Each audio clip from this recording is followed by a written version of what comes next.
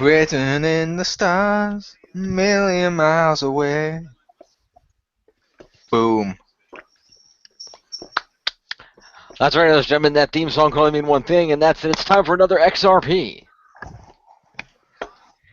Specifically, it's time for another episode of Star Trek: The Optimum Syndicate. If you were here, 25 minutes ago, you saw, or heard, rather, Episode 2, entitled The Frozen Light Part 1. This is Episode 3, The Frozen Light Part 2.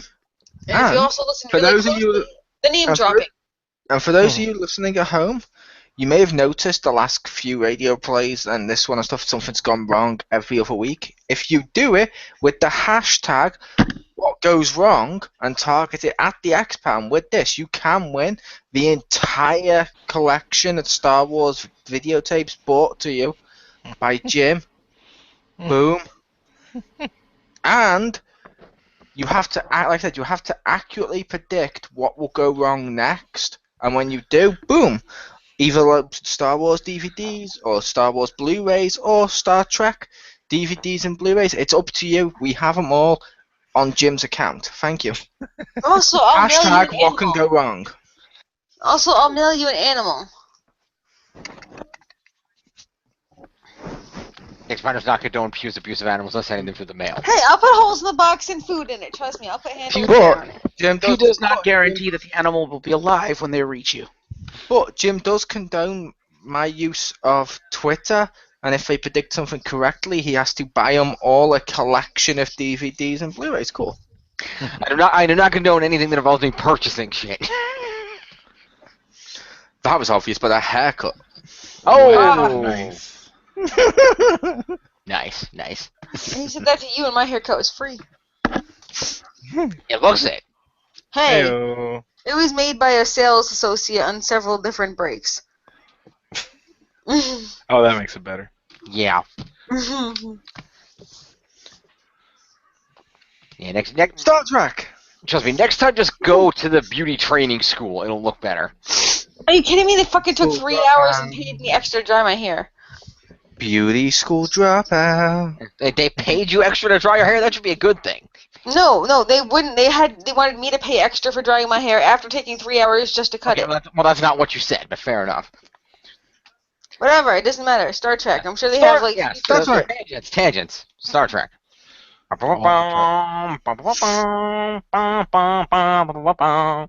Anyway, I've got faith of the heart.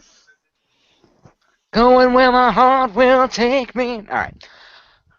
So, joining us for this episode is the full cast here once again. We have, of course, Genius Phoenix, voice Captain Charles Bradford.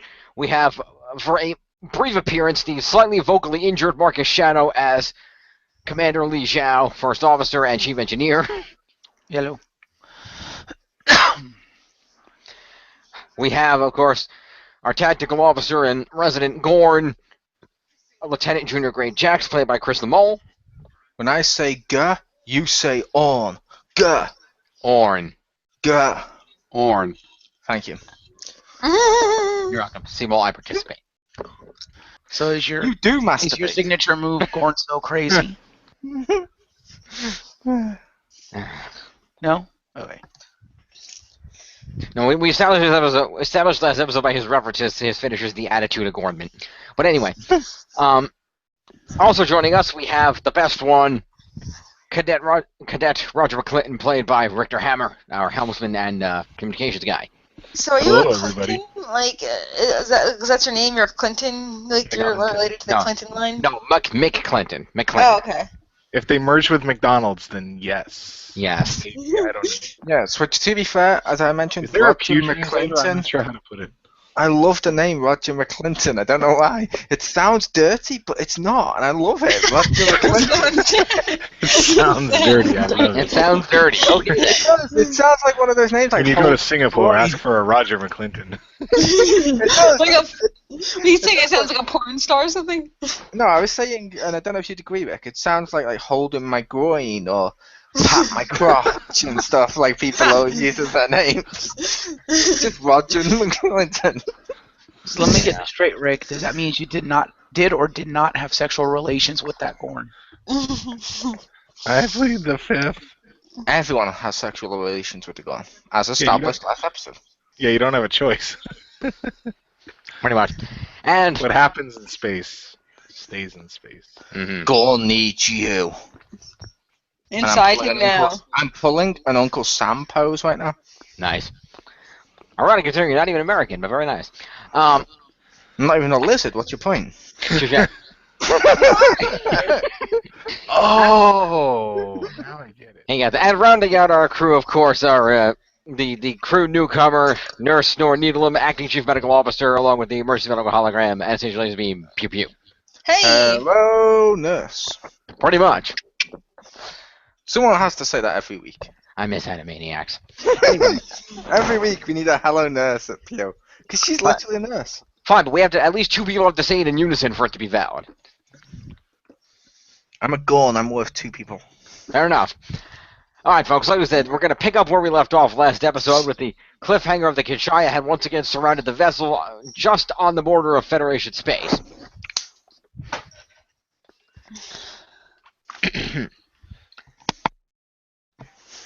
Previously on Star Trek The Optimum Syndicate.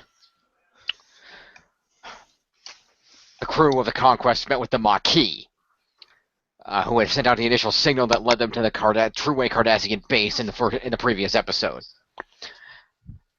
They discovered that the Maquis had been tracking signals going to and from the True-Way for some time, and that there was a True-Way freighter headed to a meeting in Breen space, presumably to replace the one that had been breached. Upon investigating this meeting, the crew was caught by the Kinshaya, but not before overhearing some information from the Cardassians in the Breen, and the Kinshaya then chased the crew out of Breen space, but caught them before they could get away. And now, the conclusion.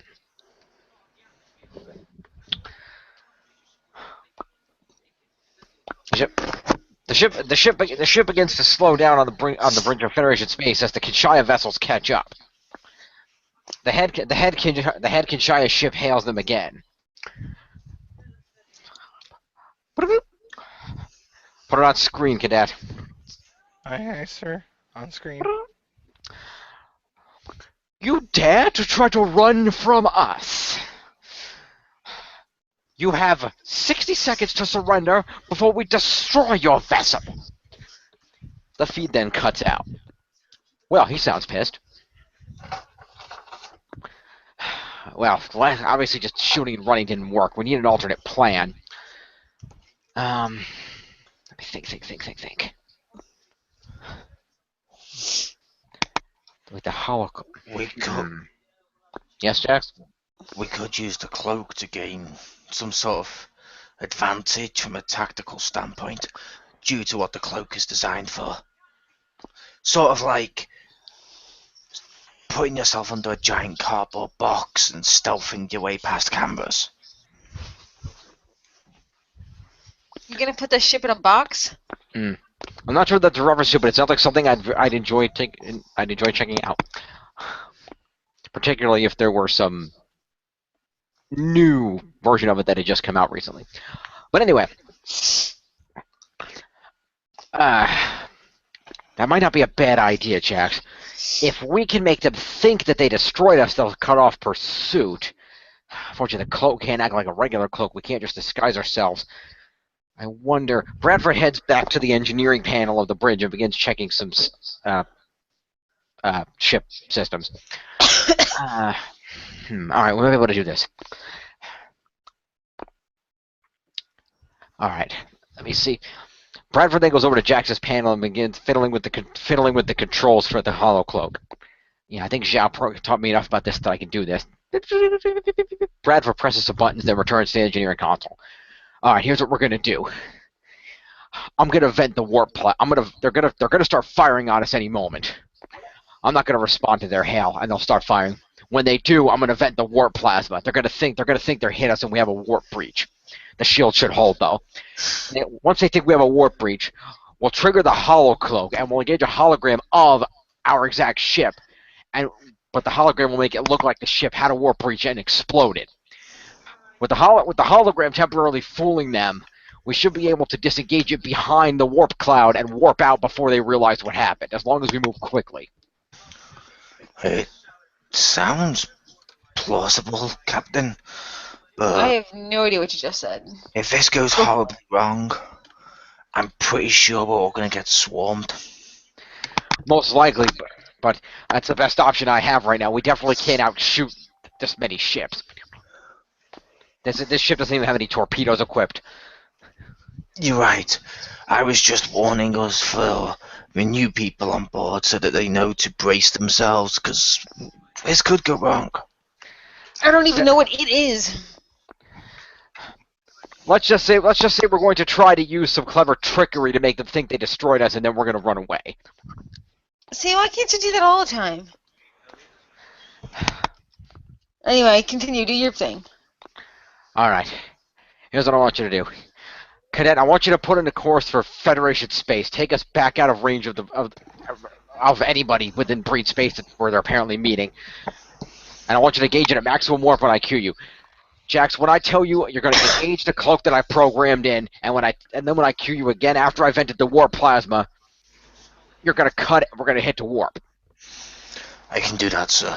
All right. Yes, sir. Put that on screen, Cadet. Let's get this going. I'll just sit tight, I guess. On screen. Yeah, stay over there, nurse.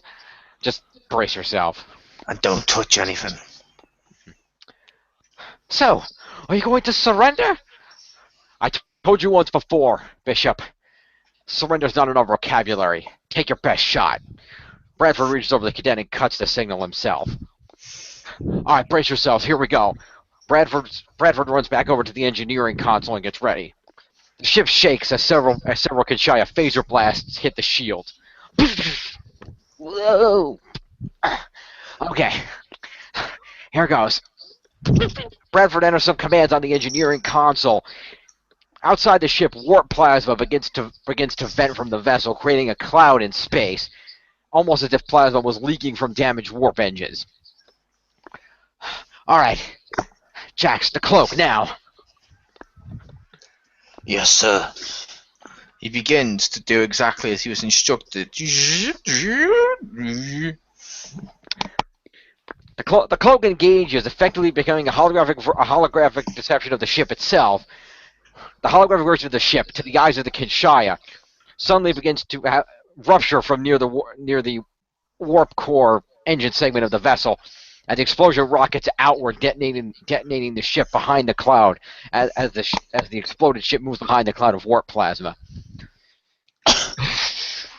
All right, hopefully they bought it. Let's do this. Jax, cut the cloak. Mark! Cadet, get us out of here! Aye, aye. Roger hits the button. The cloak drops and the ship speeds away behind the cover of the warp plasma cloud. The Kinshaya left to believe that the vessel they were tracking has been destroyed. The Conquest speeds back into Federation space, out of the view of Kinshaya sensors, warping into a safe sector near the Badlands. All right, drop us out of warp. Take us back over to the Maquis base. We'll pick up Commander Zhao. Aye, sir. Keep an eye on sensors. Hopefully they don't catch up to us again. I don't think they'd have the balls to come all the way into Federation space to track us. They could start a war. I don't think they want that, at least not yet, but we want to be on our toes. Yes, sir.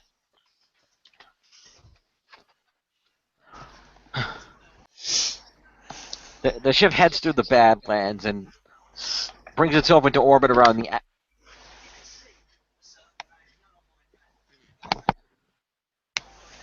The ship enters orbit around the asteroid where the Maquis base was located, but the crew notices slight damage to the asteroid. That's not a good sign. Oh. I'm glad we survived. Yeah. That was a close one with the Kinshaya. Luckily it wasn't somebody more threatening. If it had been Breen vessels, we might not have gotten out of there. Yup, I don't want to be around for Breen mode. No, you certainly don't. They're not friendly. But it looks like somebody got to the Maquis before we did. We better beam down and check out the facility. It looks like it's at least still intact. Come on. The crew heads to the transporter room. Bradford again equipping his wrist tricorder. They step onto the transporter pad and beam down to the base to find it disheveled with furniture thrown around and what appear to be disruptor marks on the walls. Oh, shit. Everybody, be careful. Look around. We don't know if whoever did this is still here. We've demonstrated that at least some of the members of whatever this syndicate is have cloaking technology. They could have a ship in the area. So only their ships cloak, like there's no invisible people. No. The only race ever known to have technology of that level It's not is one that would... necessary. I don't need to know. Okay, just these people aren't going to be invisible. Cool, got it. I was just mentioning it's a race nobody interacts with much. They prefer to stay private. The Herodian are not friendly. And Okay. Yeah. To be fair, his stories help to educate you for the purpose of, let's say we all died and you survived, you'd be able to tell this tale for the benefit of people listening. Oh no! Are you kidding me? If I was trapped in here by myself, I can't fly the thing. I'd probably kill myself. So I just put that out there. Ship, engage holodeck protocol of her alone. That's okay. Just because I wouldn't know how to fly a ship or get back, and I'd probably starve to death, and that's all super horrible. So it's not even. I like your stories, Captain. They're not stories. They're informative, but thank you nonetheless. And don't worry, nurse. If that were to happen, the ship responds to voice commands. If you tell it what to do, it'll pretty much do it. Including, if you've probably noticed in your quarters, as the kid demonstrated, we have replicators that can create food, so you won't have to worry about starving either. Yeah, that'd be so much fun figuring all that shit out. Like I said, just tell the ship, and it'll tell you what to do step by step. The computer's very helpful like that. I don't like that you're planning for this in case it's going to happen, so stop talking about it, thanks. Also, if we all happen to die in front of you, I do happen to know for a fact Gorn tastes exactly like the creature known as chicken. Really? I would have never guessed that. That's improbable. That's made up for the sole purpose of tricking her into trying to eat me. Why would you want that? Because when you eat me, I get the last laugh. I guess. That's weird. I'm uncomfortable now. It's a Gorn thing, don't worry. Cannibalism. At any rate, we better finish exploring this base, see if we can find anyone. Yes, Captain. The crew begin exploring the base and checking the rooms, but they find no one. As they get back to the room where they were meeting with Key earlier, they discover that some of the consoles have been damaged, and that there is a general disarray among the station, but no one to be found. Well, if somebody was here, they left, and it looks like there was a fight. If anyone survived, they probably took them with them. Shall I hope he's okay. He'll be fine. He's probably engineering stuff with his engineering skills. Not if he's being held captive, he's not, unless he's doing it under gunpoint for whoever took them.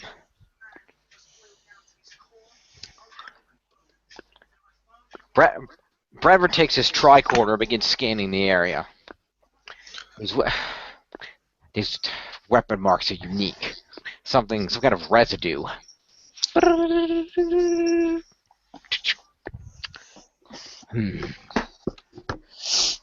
And just when you thought things couldn't get worse. I don't suppose you know which race uses weapons that leave a sodium chloride trail behind. Actually, I do. I believe it's the... I have no idea. Good try, Drax. I appreciate your enthusiasm.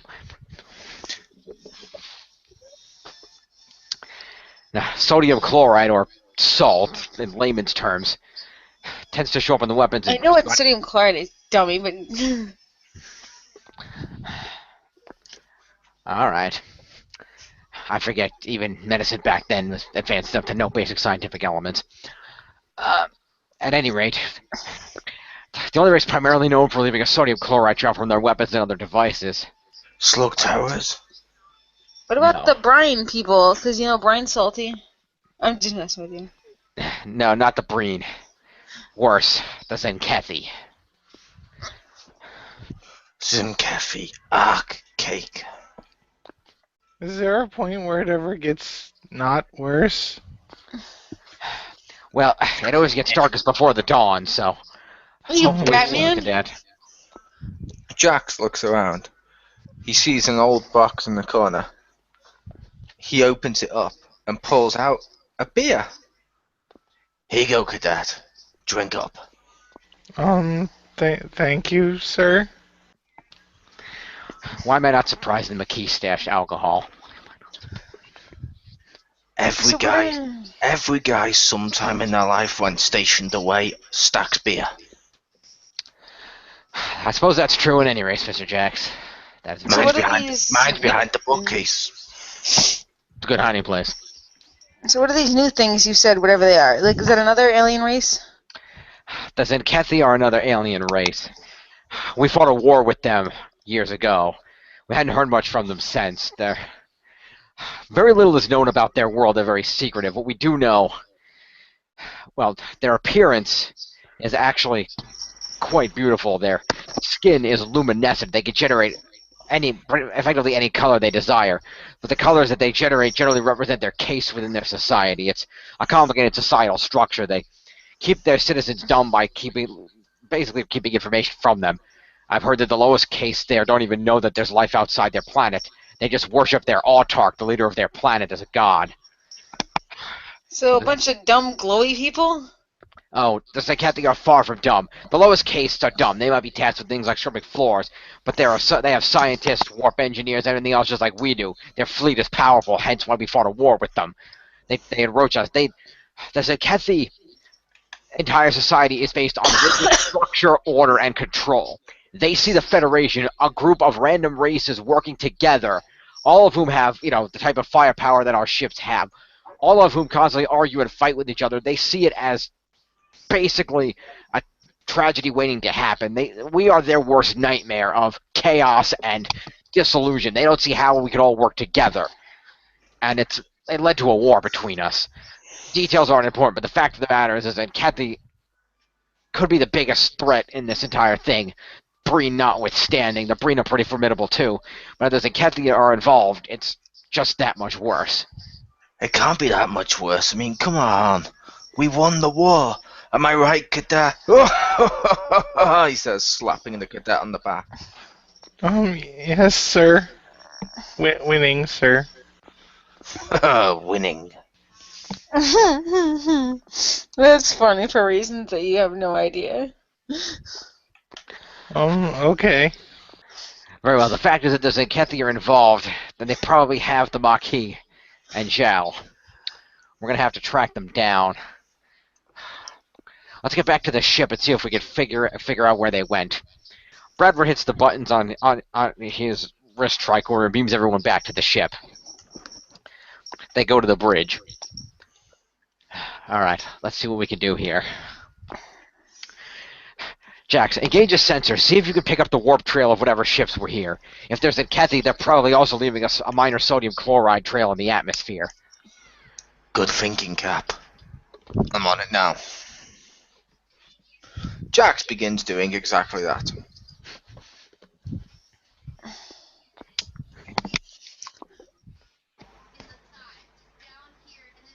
Hello.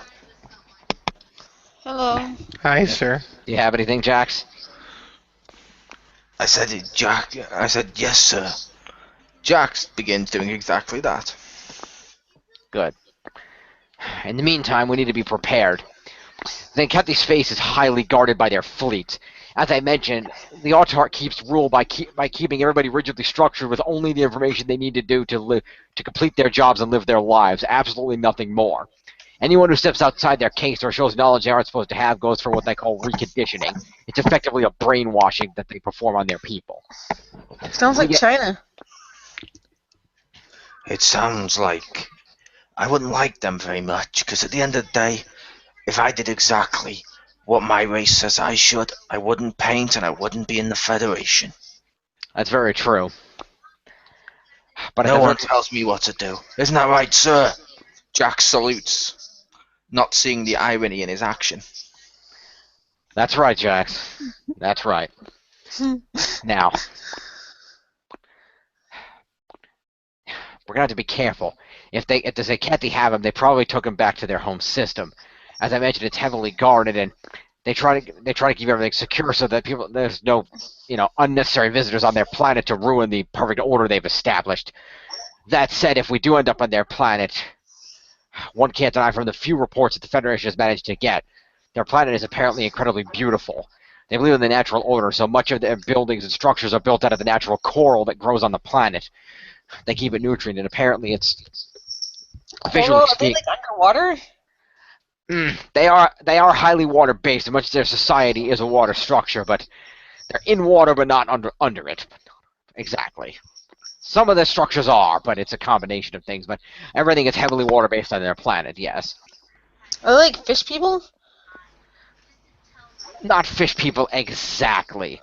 They're bioluminescent, so they're more like Jellyfish people. something like that. Jellyfish, but more amphibious.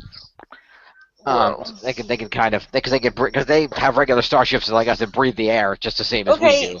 Just so you know, if they're jellyfish people, I don't know how it is on like your world or future, but like if jellyfish stings you, someone's got to pee on you to lessen the poison. I don't know if you've changed that since then or updated your medical stuff, but that's how we did it in our world. Don't worry, I'll pee on you. If we get stung by a jellyfish, then yes. Otherwise, do not. I meant when you're sleeping. Don't do that. That's enough, Lieutenant. That's weird. Sorry, sir, you were going to do your big boring explanation so she can pretend she doesn't listen. Continue. Just be aware, nurse, that it's a very unique race, and exactly how many of them we're going to see, I don't know, but this could be tough. Also, we can artificially generate ammonia now. Poisons, because usually jellyfish are like poison. So. As far as I know, they're not poisonous, but they are effective combatants, the ones that have been trained to be so. They call them enforcers. Just, I'm wondering what I'm going to prepare for if anybody gets injured down there. Right, like I said, their weapons are heavily based on sodium chloride, but in terms of effects are not too different from ours. It's basic. The risks are basically burn damage for the most part, or effectively cellular decay. So it shouldn't be anything more than patching up wounds. Actually, good to know. Yeah, you should be okay. If any of us gets hit, we'll have to be careful. Just be aware. If somebody does get hit, it's a deadly weapon, and as I mentioned, sodium chloride. So anybody who gets hit, there's going to be a lot of stinging on that wound. It's going to be hard to calm them down. And make sure you don't swallow any. I've heard if you lose your voice, you're useless for weeks. We do want to be careful of that. All right. No, Mr. Jax, do you have any luck tracking the signal?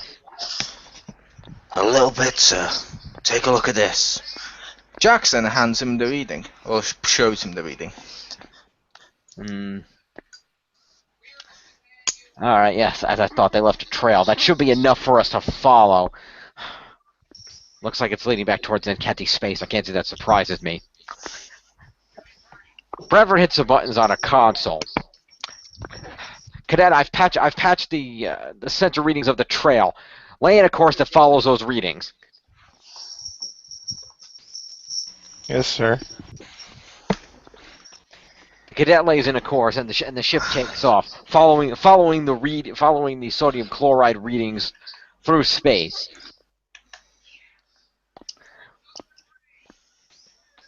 And inevitably, the ship arrives at the edge of Zenkethi space. That's what I was afraid of.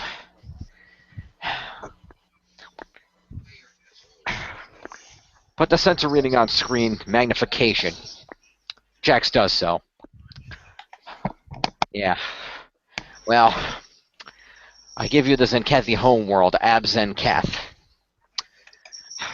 I'm surprised they went there, but he's definitely not on the planet itself. As I mentioned, the case structure, they wouldn't want an alien anywhere on the planet to potentially cause an uproar. And if that's the case, there's only one place they would have taken him. Look there. Brad hits a button and magnifies a portion of the screen. Ugh. I'm gonna have to stay behind. Somebody's going to... Well, let's see. If the second he begins talking about they don't like aliens, what's gonna happen? Yeah, but we're Cadet, gonna be. human. Him, human. You, I don't know what the fuck you are, but you look human. No, but they are also not human, aren't they? Aren't they glowy jellyfish people? Yes, but to them, I'm not their race. To them, I'm still an alien. Yeah, but aren't we aliens? Because I'm not a glowy jellyfish We person. all are. We all are, but you're less alien than me. Mr. Jax, you're intuitive, but not for quite the right reason. We probably are going to need you to save Hobbit only because we're going to have to cloak ourselves as a Zenkethy Marauder to get in here. I believe Zhao has that pre-programmed in the system. But the problem is we don't want to risk somebody running into the ship and knocking the cloak down or anything, and we need someone to beam us back out in the event of an emergency. My remote transporter is useful, but not as accurate as someone at the controls. So what you're saying is Zhao has programmed this without the different races taking into consideration, almost like Zhao is completely racist. I'll let you take that up with him if and when we get him back. It's cool. I'll just go do a painting. Jax walks away, almost relieved. Mr. Jax, we're still going to need you to monitor these controls. Be aware of that. Damn it. Jax returns to his station. You can sit here and paint if you want. Just keep an eye on the controls. It's not the same. I understand. Alright. It's an emotionally torn artist. Gone, sad face. Nothing quite as depressing as the face of a sad Gorn. Bradford pats Jax on the shoulder. It'll be okay, buddy. It'll be okay. Yes, it will. Alright. So, Jax, engage the hollow cloak for a Zenkethy Marauder and let's move in. Yes, sir. The hollow cloak engages. Alright, Mr. McClinton, continue following the trail toward Abzenketh. Take us in at full impulse. Yes, sir. As the ship moves in, Bradford continues. Now, as I mentioned, if they're holding him, he won't be on the planet. If you look here at this moon, they call it the Royal Moon. The Autarch's palace is located there. Only the most high-ranking of Zenkethy are permitted to be there. I should mention that as part of that rigid case structure, they're also rigidly structured in terms of their jobs, their level of authority, and even their level of breeding stock down to the genetics. That's why the lower ranks aren't permitted any kind of reproduction. Supposedly they have genetic facilities that determine, who's qualified for what, but there's a lot of speculation that they just tell their citizenry that, and that it's not exactly true. Either way, high-ranking, well-trained Zenkethy are going to be on the Royal Moon. I don't doubt that they've probably got a holding facility there. But getting in and out is not going to be easy.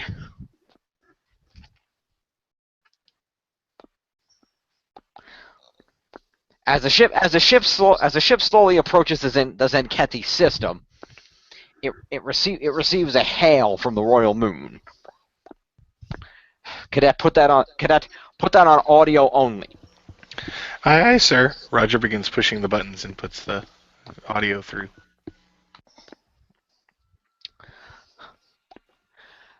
Bradford steps forward, clearing his throat. See.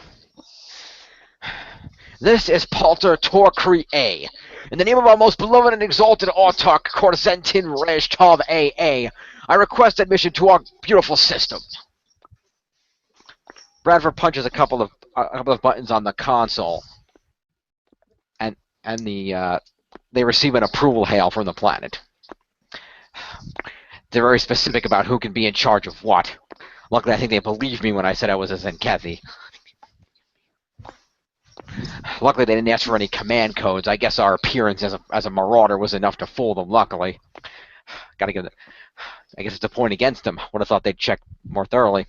Maybe they're a little overconfident. Wouldn't surprise me. They think that the Autarch is a bit arrogant. He thinks that he's, perfect. I should give it a bunch of glowy people. Yeah, well, neither here nor there. There's another interesting fact. Now, when we beam down here, you're going to find another interesting fact about the Zenkethy that could really disorient you, so be prepared for this. The Zenkethy, in addition to order, believe in using all possible space. So if you enter a Zenkethy room, you won't have walls and a ceiling. You'll have posterior and anterior floors. They have artificial gravity running on all surfaces, so effectively you could start walking up the walls and onto the ceiling, and gravity will hold you there. They use all surfaces, so entering a room, you might have furniture coming from 3 different directions. It's a little disorienting, so be prepared.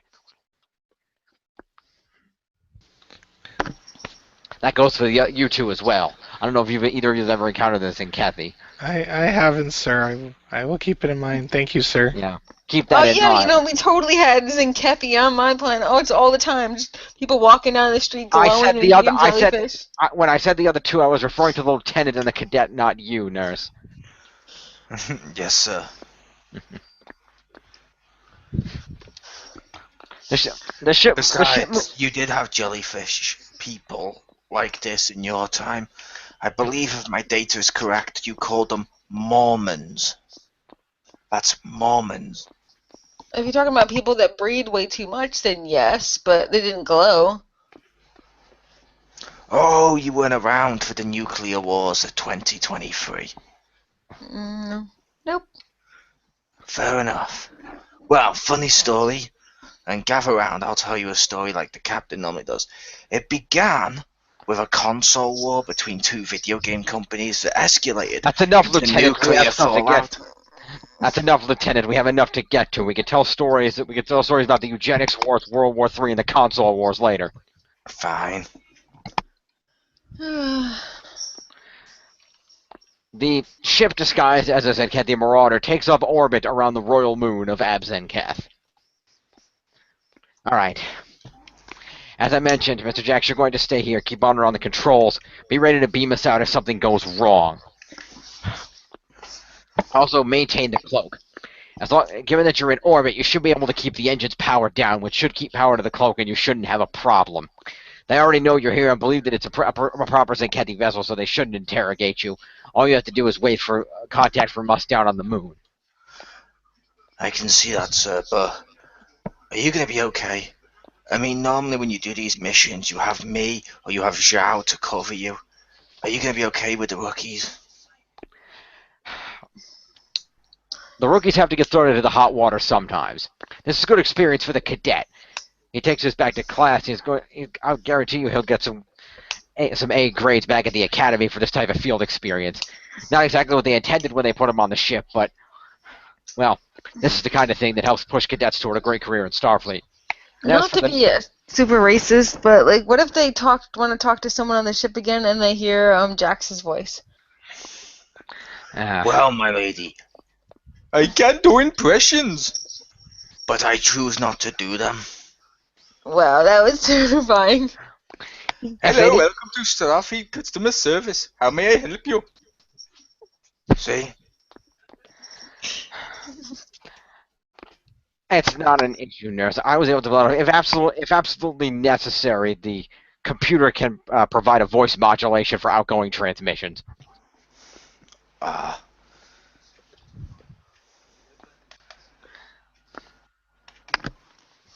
But, yes, I agree.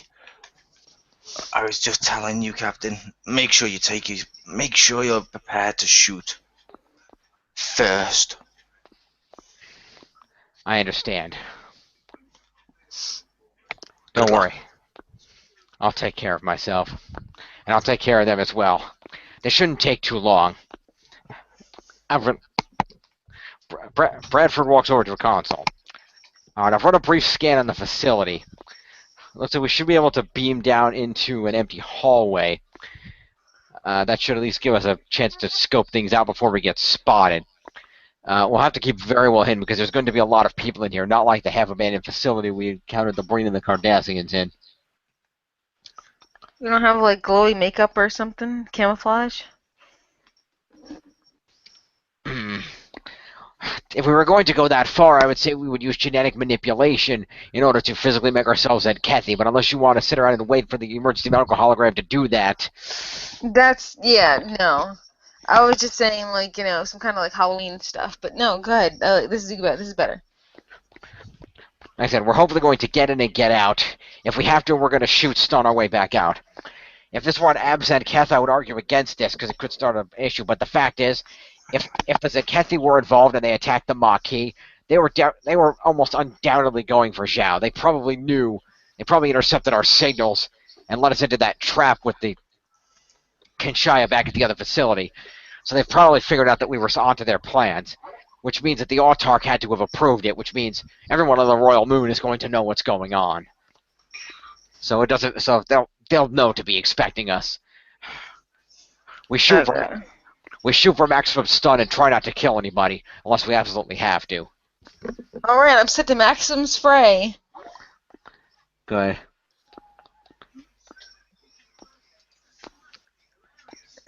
Alright. Mr. Jax, hold down the ship. We'll be back. Good luck, my friend. The Jax cadet, goes back to his station. the cadet, the nurse, and the captain head to the turbo lift and take it down to the transporter room, where they step on the pad. We're beaming down, Mr. Jax. We'll be in touch.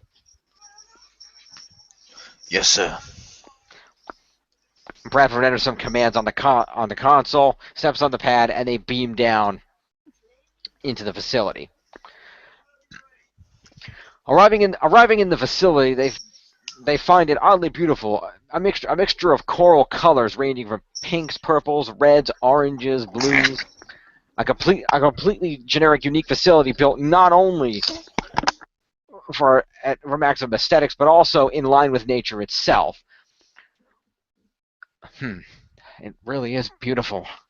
I can only imagine what Abzanket itself looks like. Footsteps can be heard, and Bradford pulls the two newbies into a nearby storage closet. Ah. Sorry. We don't want to get caught. Let's see if we can hear what's going on.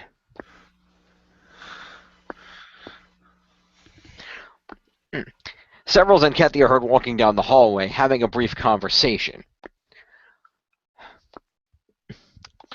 Pardon me, my Abrash. If this one may offer his opinion, I believe that it is quite a risk having the human here. I know I am not qualified to question such decisions of the Autarch, but it worries me. It is all right. You have no need to fear. The great Autarch knows what he is doing. His wisdom knows no bounds. If he sought to bring the aliens here, there is good reason. We must believe that he knows what is right for us all. That is why he rules over us, and that is why we work for him. Thank you, Abresh. Your consolement and greater knowledge in these matters helps me know that I am but to serve. The two Zenketi continue walking down the hallway.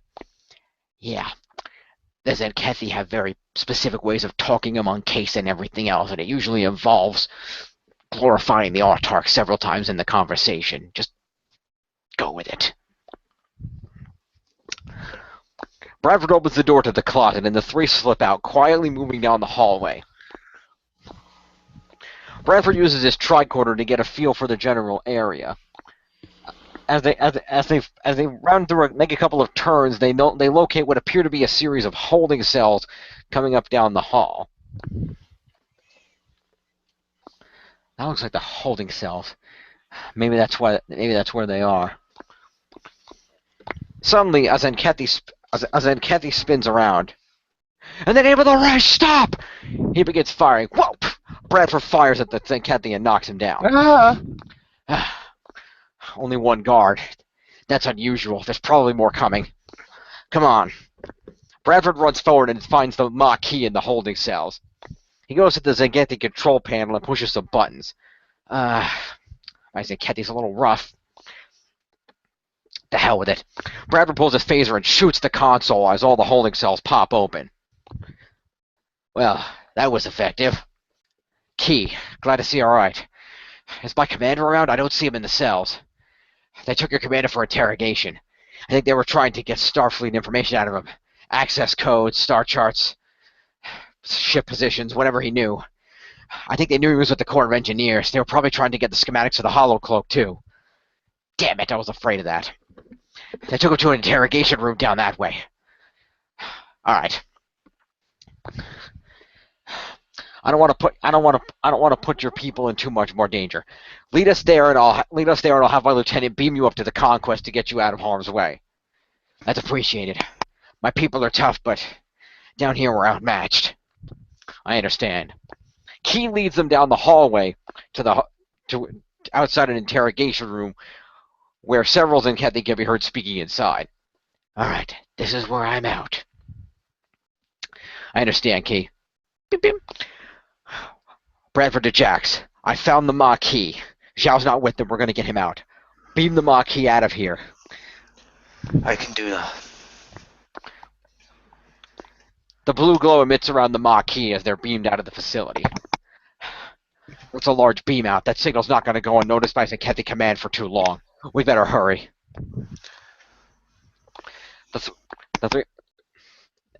Bradford looks around the corner and examines the room, seeing 3 Zenkethi standing around a table on which Zhao is laying. All right. Nurse, stay right here. Cadet, come here. Okay. Just keep an eye out behind us and let us know if anyone comes up behind us. Cadet, I want you to aim at the one on the left and take him down. I'll get the other 2. Aye, sir. I'll do my best, sir. Just do your best. Think of it this way. You hit the commander without even trying. That could be some natural targeting skill. Oh, thanks for bringing that up, sir. It's all right, Cadet. You're going to do just fine. All right, ready. 1, 2, fire! The captain and the cadet both fire phasers, knocking 2 of the Zenkethi down. The third spins around at the sight of his comrades being hit. Alert! In the name of the Reg, Yai Science Facility is being... In the name of the Reg, we're being invaded! Bradford runs in and tackles the remaining Zenkethi, knocking him out with a blow to the head from the butt of the phaser. Alright. Oh, he's in bad shape. They've been trying to get information out of him. Neelam, come in here. I think Zhao needs some medical attention. Bradford uses his phaser to fry the restraints on the table, helps get Zhao down to the floor. I definitely see that. They've been doing incredibly little damage to him, maximizing in pain. Yeah, that's how the Zenkethi operate. They maximize in pain, and they maximize in mind control. I don't doubt that if they could do reconditioning on their own people to brainwash him, they could reverse the process to get information out of him. Luckily, it looks like they tried the old-fashioned way first before resorting to that technology.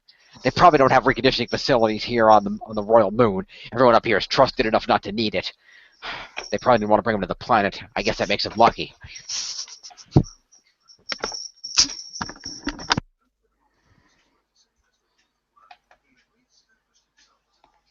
Zhao's eyes flutter open as he sees Neelam first. Hello, nurse. The hell took you guys so long?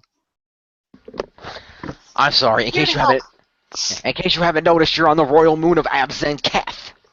No shit, Sherlock. Let's just get you patched up and get out of here before we get attacked again.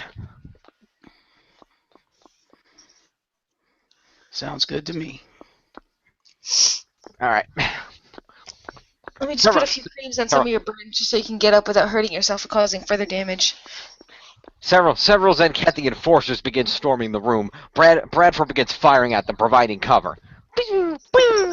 Cadet, see if you can help with cover fire. It doesn't matter if you hit anything as long as we keep the pin down.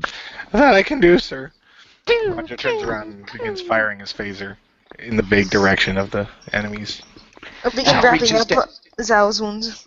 Zhao reaches down to Needlam's belt and pulls her phaser, raises it, and starts firing. Needlam, why did you bring a phaser? I thought you were using your hypo spray. I didn't even know I had a phaser. I bet Jax must have put it there because he was worried about us. Good old Jax. Speaking of which, Bradford hits his wrist. Jax, we're kind of in a pinch here. We've got Zhao. Can you get us out? There seems to be interference. Shit, they must have put up a jamming field. I was afraid of that. The jamming field must be localized to this building. It's probably powered by the same equipment that runs this. This torture equipment uses a lot of energy for the pain that it inflicts, and assuming even if it doesn't have reconditioning ability, it's probably tied into the power systems. That console, I wonder. Keep covering, Cadet. Bradford rolls across the floor, dodging bolts, pulls his phaser out and fires at a console in the corner. The blast hits the console and it overloads, exploding. Also, He continues holding the fire on the console, and it seems like something heats up, and there's suddenly a rumble somewhere beneath the floor. I think that might have blew out one of their power conduits. Jax, can you hear me? Yes. Going in now, Captain. Okay. They were jamming us. We've got Zhao. Get us out of here. Targeting this may hurt 'cause I don't know how fast you're going to come in. This is risky. Jax managed to teleport them in and stabilize them just before they land, cushioning the blow onto the pad. Dunk. As if it was a normal landing. Oh yeah, I go on this. Nice job. Come on. Bradford and the crew run back to the bridge. All right, drop the cloak, Clinton. Get us out of here. Maximum warp. Aye, sir. Roger runs over to the console and begins putting in coordinates to begin getting a ship out of there. The ship engages at maximum warp, just being missed by two tear-shaped Zenkethi ships that begin firing, but are no match for the warp speed that has been engaged before them. Alright, we should be able to get back to Federation space. As with the others, they won't start us. Or they won't follow us because they don't want to start a war too early, I don't think. We should be alright for now. Hey, Zhao. Hey, big guy. I was allegedly worried about you. Allegedly. I'm worried about you right now. You really should take it easy with those injuries. You shouldn't even been fighting. Yeah. Jax, help the nurse carry Commander Zhao down to the medical base so the metal hologram can take a look at him. Why not? I've been carrying his ass for years. Boom! Space Academy joke. He grabs him by one arm and just throws him over his shoulder, carrying him like a fireman. Whoa. I'm gonna watch some of the medical procedures the hologram does so I can learn a few things. That's not a bad idea. Dismissed. They leave the bridge, but as the turbo lift opens and they climb in, Key steps out. Key, your people got up here all right. Yes, we made it intact. Looks like all of my people are here. I lost about a half a dozen of them in the struggle. They didn't make it. Those Zenkethi weapons are nasty, but we'll survive. We're the Maquis. We always have. If you could drop us off, we have an alternate base located on the other side of the Badlands. I don't think the Zenkethi could find that one. They took a huge risk flying into the Badlands once to get at us. They're damn lucky the Bajorans didn't detect them. Deep Space Nine would have sent Defiant out to rip them apart if they had. I know. Hopefully they won't try that again. That was a really risky move. They must have really been concerned about us. Which is good. That means we're making an impact. Agreed. When we get back to the other base, we should have sufficient resources similar to what was at the original base to help upgrade your ship. We might even have a few photon torpedoes sitting around that you can borrow. Well, we'd certainly appreciate that. That's really going to help us. Key and Bradford shake hands, and both turn to look at the view screen as the ship speeds on back toward the Badlands. And the crew begins to understand just how deep a threat they're facing. And there you have it, ladies and gentlemen. Jax leans in close and leans into Zhao's face. Shh, I must paint you. Yay, I finally get to watch! And she's not talking about the painting. Oh! Hey, I'm game with that. Going on. Oh my god.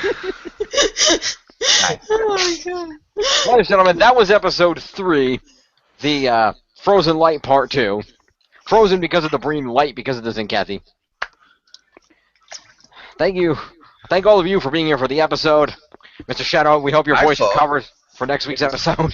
I thought it was frozen because of Pew and light because we had to find Marcus.